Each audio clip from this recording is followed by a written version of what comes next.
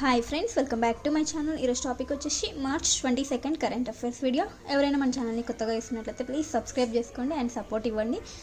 ఎవరికైనా యూస్ఫుల్ అవుతుందంటే please share చేయండి. ఇంకా లేట్ చేయకుండా టాపిక్లోకి వెళ్తే కనుక ఈరోజు ఫస్ట్ టాపిక్ వచ్చేసి మార్చ్ 22 యొక్క స్పెషాలిటీ ఏంటంటే ప్రపంచ జల దినోత్సవం, వరల్డ్ వాటర్ డే అన్నమాట. మార్చ్ 22న ప్రపంచ జల దినోత్సవాన్ని మనం జరుపుకుంటాము. సో ఇక్కడ చూస్తే కనుక సస్టైనబుల్ డెవలప్మెంట్ గోల్స్ అంటే సుస్థిర అభివృద్ధి లక్ష్యాలలో ఇది ఒక లక్ష్యం అన్నమాట. 6th గోల్ అన్నమాట. ఈ ప్రపంచ జల దినం అంటే వాటర్ని సంరక్షించాలి అనేది కూడా ఒక లక్ష్యంగా ఉండడం జరిగింది SDG గోల్స్లో. సో సస్టైనబుల్ డెవలప్మెంట్ గోల్స్ అనేవి చాలా ఇంపార్టెంట్ మనకి ఎకానమీ పాయింట్ ఆఫ్ వ్యూలో. సో గుర్తుంచుకోవడానికి ట్రై చేయండి. అయితే ఇక్కడ ఏంటంటే దీని యొక్క ప్రతిపాదన ఎప్పుడు తీసుకురావడం జరిగిందంటే యునైటెడ్ నేషన్స్ ఐక్యరాజ్య సమితి యొక్క పర్యావరణ అండ్ అభివృద్ధి సమావేశం ఒక సదస్సులో ఇది ఎప్పుడు జరిగిందంటే 1992 రియో డి జనీరోలో ఇది జరగడం జరిగిందనమాట. సో ఈ సదస్సు సందర్భంగా దీన్ని ప్రతిపాదించడం జరిగింది 1992లో ప్రపంచ జల దినోత్సవం గురించి. సో అఫీషియల్గా ఎప్పటి నుంచి దీన్ని చేసుకోవడం ప్రారంభించారంటే 1993 నుంచి ప్రపంచ జల దినోత్సవాన్ని ఎవ్రీ ఇయర్ జరుపుకుంటున్నారనమాట. సో ఇప్పుడు ప్రజెంట్ ఎన్నవ ఎడిషన్ అంటే 32వ ప్రపంచ జల దినోత్సవం ప్రజెంట్ 2025. సో ఇప్పుడు థీమ్ చూస్తే కనుక గ్లేసియర్ ప్రిజర్వేషన్ వచ్చేసి 2025కి వరల్డ్ వాటర్ డే థీమ్ అన్నమాట. సో గుర్తుంచుకోవడానికి ట్రై చేయండి, గ్లేసియర్ ప్రిజర్వేషన్. నెక్స్ట్ వచ్చేసి ఏపీలో ఫారెస్ట్ అకాడమీకి కేంద్రం అనుమతి ఇవ్వడం జరిగిందనమాట. సో ఇది ఎక్కడ ఏర్పాటు చేయబోతున్నారంటే తూర్పుగోదావరి జిల్లాలోని దివాన్ చెరువుకు సమీపంలో ఈ ఫారెస్ట్ అకాడమీని ఏర్పాటు చేయబోతున్నారు, ఆంధ్రప్రదేశ్ స్టేట్కి సంబంధించింది. నెక్స్ట్ అమెరికాకు సంబంధించిన న్యూస్ ఏంటంటే CBP హోమ్ యాప్. సో ఈ హోమ్ యాప్ CBP అనే హోమ్ యాప్ ద్వారా అమెరికాలో ఎవరైతే చట్ట విరుద్ధంగా అక్రమంగా అక్కడ ఉంటున్నారో, విదేశీయులు అక్రమ వలస ద్వారా అక్కడ ఉంటున్నారో వాళ్ళంతటి వాళ్ళే స్వయంగా దేశ బహిష్కరణ, దేశం నుంచి వెళ్ళిపోవాలని ఈ యాప్ ద్వారా వెళ్ళిపోవడానికి అవకాశం అనేది కల్పించడం జరిగిందనమాట through the app CBP home app ద్వారా. సో ఈ యాప్ ద్వారా వాళ్ళు దేశాన్ని బహిష్కరించడం జరిగితే కనుక మళ్ళీ నెక్స్ట్ టైం వాళ్ళకి రావడానికి ఛాన్స్ అనేది ఇవ్వడం జరుగుతుంది అన్నట్టు అమెరికాకి సంబంధించి ఒక యాప్ ద్వారా ప్రకటించడం జరిగింది. ఆ యాప్ వచ్చేసి CBP హోమ్ యాప్. ఈ యాప్ ద్వారా వచ్చేసి స్వీయ బహిష్కరణ, తనంతటగానే ఈ యాప్ ద్వారా ఆ దేశం నుండి వెళ్ళిపోవడం జరగాలి అన్నట్టు ఈ యాప్ని తీసుకురావడం జరిగింది. సో గుర్తుంచుకోండి, CBP home app. Next current affair earth hour day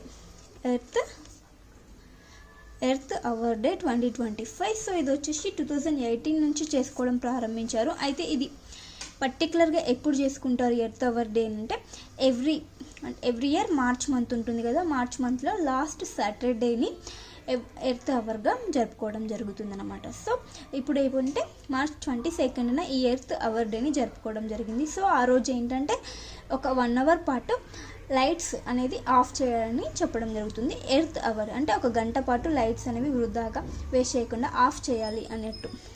అయితే 8:30 నుంచి 9:30 మధ్యలో అన్ని లైట్స్ అనేవి ఆఫ్ చేయాలి, దాన్ని ఎర్త్ అవర్ అని అంటారు. సో ఏ రోజున జరుపుకున్నాము అంటే మార్చ్ 22న ఈ ఎర్త్ అవర్ డేని జరుపుకోవడం జరిగింది. నెక్స్ట్ కరెంట్ అఫైర్ నమీబియా మొట్టమొదటి అధ్యక్షురాలిగా ఒక మహిళ ఎన్నికవ్వడం జరిగింది. మొట్టమొదటి అధ్యక్షురాలు ఎవరు అంటే నెటుంబో నాండి ఎండైట్వాహ్. ఈమె వచ్చేసి నమీబియా దేశానికి చెందిన మొట్టమొదటి మహిళా అధ్యక్షురాలు అనమాట. సో గుర్తుంచుకోండి. అయితే పార్టీ వచ్చేసి స్వాపో party, south west Africa people's organisation పార్టీకి చెందిన ఆమె. సో నమీబియా మొట్టమొదటి అధ్యక్షురాలుగా ఎన్నికవ్వడం జరిగింది. నెక్స్ట్ తెలంగాణకు సంబంధించి తెలంగాణలో వచ్చేసి 108 బెట్టింగ్ సైట్స్ వెబ్సైట్స్ ఏవి ఉంటాయో వాటిని బ్లాక్ చేయడం జరిగింది తెలంగాణలో. 108 బెట్టింగ్ వెబ్సైట్స్ని బ్లాక్ చేశారు తెలంగాణలో. So through the A technology use చేసి అంటే జియో ఫెన్సింగ్ టెక్నాలజీని యూజ్ చేసి ఈ బెట్టింగ్ సైట్స్ని బ్లాక్ చేయడం జరిగింది. సో దీని ద్వారా ఎవరైతే యాక్సెస్ చేయాలని ట్రై చేస్తారో వాళ్ళకి యాక్సెస్ అవ్వకుండా చూడడం జరుగుతుంది. ఈ జియో ఫెన్సింగ్ టెక్నాలజీ ద్వారా ప్రివెంట్ చేస్తుంది అనమాట, యూజర్స్ని ప్రివెంట్ చేస్తుంది ఫ్రమ్ యాక్సెసింగ్ దిస్ ప్లాట్ఫామ్స్. ఇలాంటి వెబ్సైట్స్ని యాక్సెస్ కాకుండా వాళ్ళని ప్రివెంట్ చేయడం జరుగుతుంది ఈ జియో ఫెన్సింగ్ టెక్నాలజీ ద్వారా. సో గుర్తుంచుకోవడానికి ట్రై చేయండి. 108 బెట్టింగ్స్ యాప్ని బ్యాన్ చేశారు, బ్లాక్ చేయడం జరిగింది తెలంగాణలో.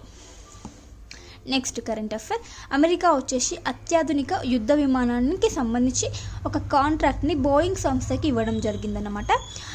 అత్యాధునిక యుద్ధ విమానం తయారీకి సంబంధించి కాంట్రాక్ట్ని బోయింగ్ సంస్థకి ఇవ్వడం జరిగింది. సో ఆ యుద్ధ విమానం నేమ్ చూస్తే కనుక next generation air dominance NGAD అనే యుద్ధ విమానం, అత్యాధునిక యుద్ధ విమానానికి సంబంధించి కాంట్రాక్ట్ వచ్చేసి బోయింగ్ సంస్థకి ఇవ్వడం జరిగింది. Next current affair, squad alliance, ఇందులో వచ్చేసి మన ఇండియా న్యూ మెంబర్గా యాడ్ అవ్వడం జరుగుతుందంట. ఫిలిప్పీన్స్ దేశం యొక్క ఆహ్వానం మేరకు ఇండియా వచ్చేసి ఇందులో మెంబర్ కంట్రీగా అవ్వబోతుంది. సో ఇక్కడ స్క్వాడ్ అంటే క్వాడ్ లాంటి అలయన్స్ అనమాట, స్క్వాడ్ ఇది. సో ఈ స్క్వాడ్లో ఎన్ని దేశాలు ఉన్నాయంటే America, Japan, Australia, Philippines. So ఇప్పుడు ప్రజెంట్ ఇండియా కూడా యాడ్ అవ్వబోతుందంట ఈ స్క్వాడ్ అలయన్స్లో. అయితే దేనికోసం అంటే ఇండో పసిఫిక్ ప్రాంతంలో చైనా యొక్క దురాగతాలు కానీ చైనా యొక్క అక్రమాలని ఎదుర్కోవడం కోసం ఈ కూటమి అనేది ఉపయోగపడుతుందంట. Squad America, Japan, Australia, Philippines ఇప్పటి వరకు సభ్య దేశాలుగా ఉన్నాయి ఈ స్క్వాడ్ అలయన్స్లో. Next current affair, Jalshakti Abhiyan catch the rain అనే ఒక అవగాహన కార్యక్రమం, క్యాంపెయిన్ అన్నమాట. సో ఇది ఏ రాష్ట్రం నిర్వహించింది? జలశక్తి అభియాన్ అనేది హర్యానా రాష్ట్రం నిర్వహించింది. పంచకుల అనే ప్రాంతంలో ఈ జలశక్తి అభియాన్ క్యాచ్ ది రెయిన్ అనే కార్యక్రమం నిర్వహించడం జరిగింది. సో ఇక్కడ ఏంటంటే కొన్ని శాఖల ఆధ్వర్యంలో అనమాట సంయుక్తంగా దీన్ని నిర్వహించడం జరిగింది. అవి ఏంటంటే జల మంత్రిత్వ శాఖ, పర్యావరణ, అటవీ మరియు వాతావరణ మార్పుల మంత్రిత్వ శాఖ అండ్ హర్యానా ప్రభుత్వం. ఇవి మూడు కలిసి ఈ జలశక్తి అభియాన్ క్యాచ్ ది రెయిన్ అనే క్యాంపెయిన్ని నిర్వహించడం జరిగింది. సో థీమ్ అనేది డిసైడ్ చేశారు. థీమ్ చూస్తే కనుక జల సంచయ జన భాగీదారి జన జాగృతికి ఓవర్ వచ్చేసి థీమ్ అన్నమాట ఈ జలశక్తి అభియాన్ క్యాచ్ ది రెయిన్ అనే క్యాంపెయిన్కి. నెక్స్ట్ కరెంట్ అఫైర్, భారతదేశపు మొట్టమొదటి ఫ్రోజన్ జూ, భారతదేశపు మొట్టమొదటి ఫ్రోజన్ జూను ఎక్కడ ఏర్పాటు చేస్తున్నారంటే డార్జిలింగ్లో ఏర్పాటు చేయబోతున్నారు.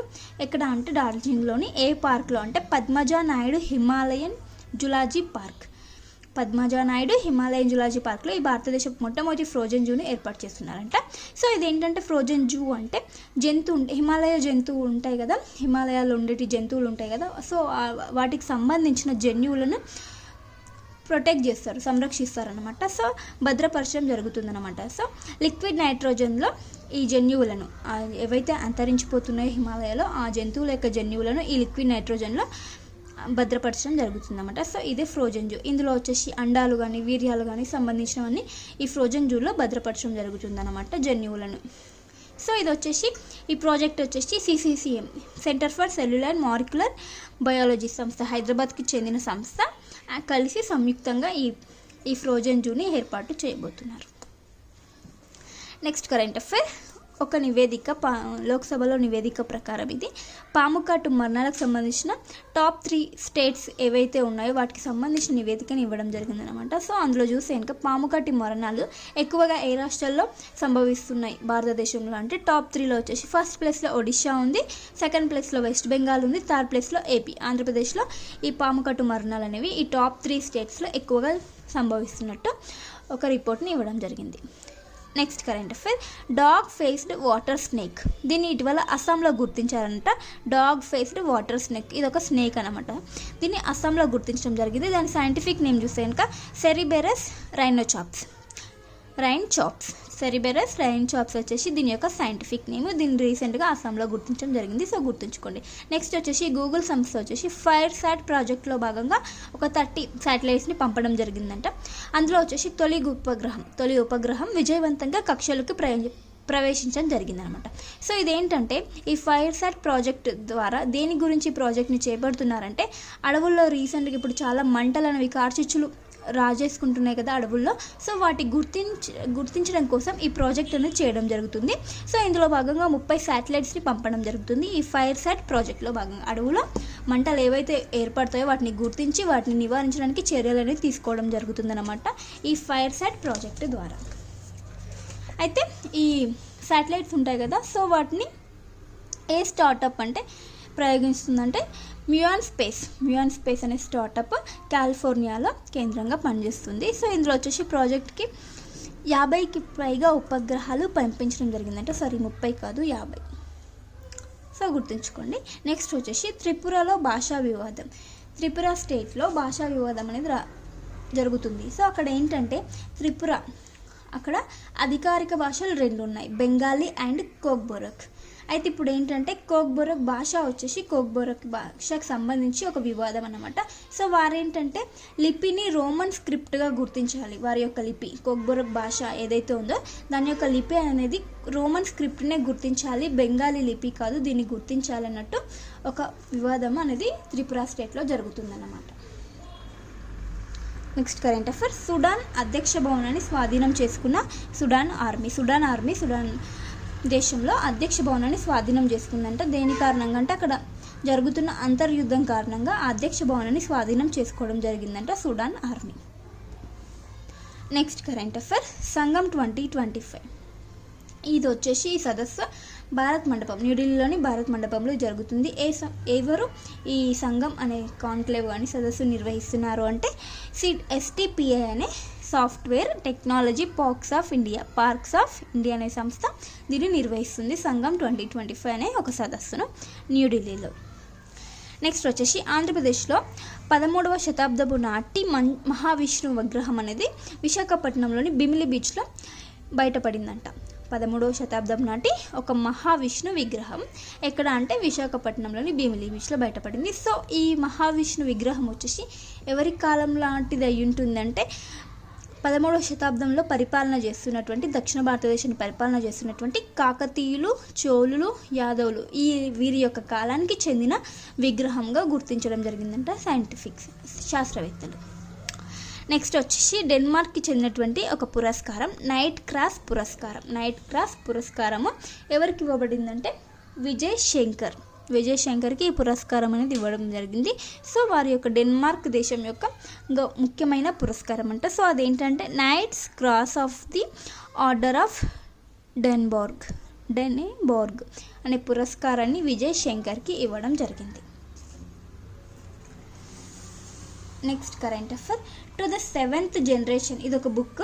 To the 7th generation the journey of Christian medical college Vellore ఒక బుక్ అనమాట. సో దీన్ని ఎవరు రచించారంటే విఐ మాథన్ అనే అతను ఈ బుక్ని రచించడం జరిగింది. సో ఇది ఏంటంటే కాలేజ్ యొక్క హిస్టరీ గురించి చెప్తుందంట. మెడికల్ కాలేజ్ వెల్లూరులో ఉన్నటువంటి మెడికల్ కాలేజ్ యొక్క హిస్టరీ గురించి బుక్లో చెప్పడం జరుగుతుంది. So to the 7th generation the journey of Christian medical college Vellore. So గుర్తుంచుకోండి book name and author name వచ్చేసి విఐ మాథన్ ఆథర్.